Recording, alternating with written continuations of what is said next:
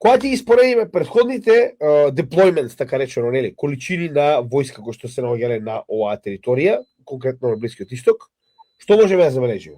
Може да забележиме дека во претходните периоди, во 2023, во 2025 година, ова е во времето на 12-дневната војна, имало голема количина на што? Amphibious ships.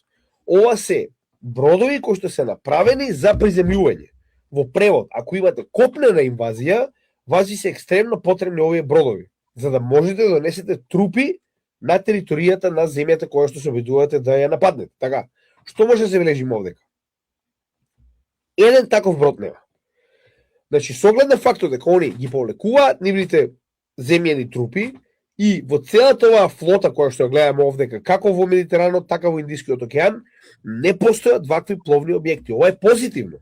Затоа што ако нема копнена инвазија, оваа војна, ако може така да ја наречеме, не планираат да трае многу долго, се разбираме. Значи ова очигледно ќе биде шлакање, како претходниот пат 12-дневната војна.